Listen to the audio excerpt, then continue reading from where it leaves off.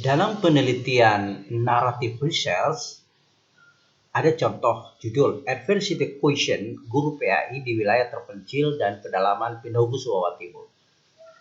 Seorang peneliti akan mengungkap bagaimana ketahan malangan guru PAI di wilayah terpencil dan pedalaman di Pinogu di Jawa Timur dengan berbagai keterbatasan akses dan sebagainya. Seorang guru PAI bisa bertahan, apalagi statusnya honor. Nah, dia mengeksplorasi secara mendalam tentang makna yang diberikan pada pengalaman mereka. Jadi ketika Anda melakukan penelitian ini, itu berarti ini termasuk penelitian jenis narrative research.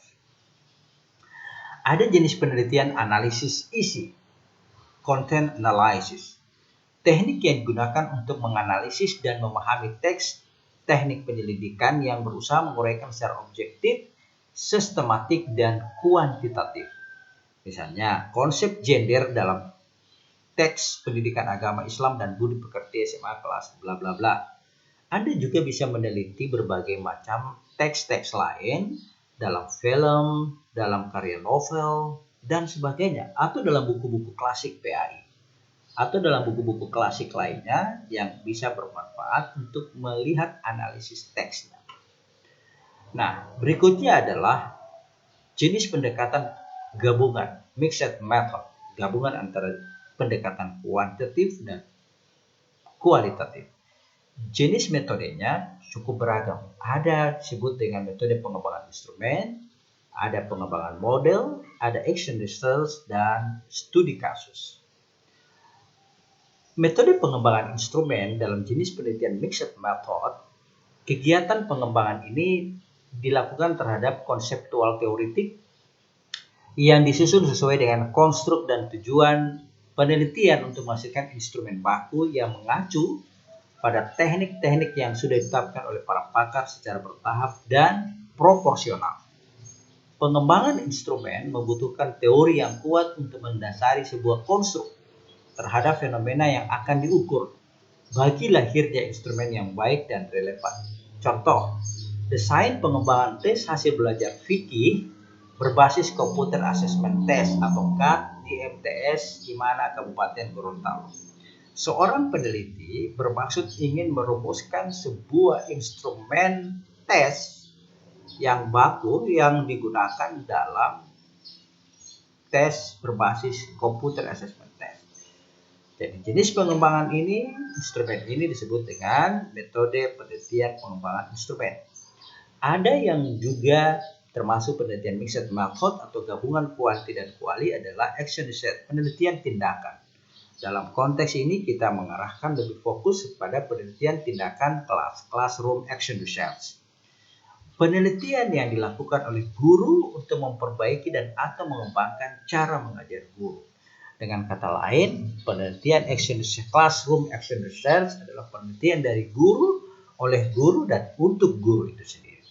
Contoh, penerapan metode Rubaiyat dalam meningkatkan keterampilan membaca Al-Quran pada siswa kelas 4 SD Sains Al-Irsyad Al-Islamiyah Kota Gorontalo.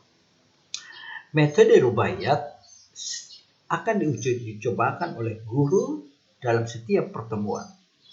Jadi ada perencanaan, ada pelaksanaan, ada evaluasi. Hasil evaluasi kekurangannya direncanakan, dilaksanakan terus, melakukan siklus secara terus-menerus sehingga mendapatkan pola yang terbaik bagaimana metode Rubaiyat ini bisa meningkatkan keterampilan membaca Al-Quran. Demikian seterusnya. Lalu ada metode penelitian studi kasus. Nah, misalnya ada judul peran ayah dalam menumbuhkan karakter anak. Studi kasus keluarga di Dusun Harapan Desa Tamaila, Kecamatan Tolangahula. Ada sebuah realitas yang menarik di Dusun Harapan Desa Tamaila, di mana ayah sangat berperan dalam menumbuhkan karakter anak. Studi kasusnya pada beberapa kasus tertentu ini menjadi menarik untuk diungkap. Metode penelitian studi kasus adalah metode yang berusaha untuk melakukan penelaahan empiris yang menyelidiki suatu gejala dengan latar belakang kehidupan yang nyata.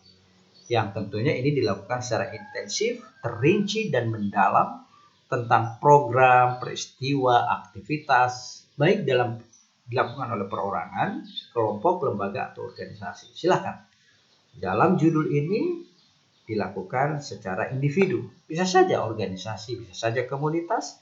Misalnya bagaimana sebuah komunitas melakukan pembelajaran daring di masa pandemi COVID-19 dengan contoh-contoh yang terbaik. Nah, ini misalnya contoh dari ragam dan pemilihan jenis penelitian, pendekatan penelitian. Ada judul Pengaruh Kompetensi Kepribadian Guru PAI terhadap Perilaku Belajar Peserta Didik kelas 7 di SMP 2 Pagiaman.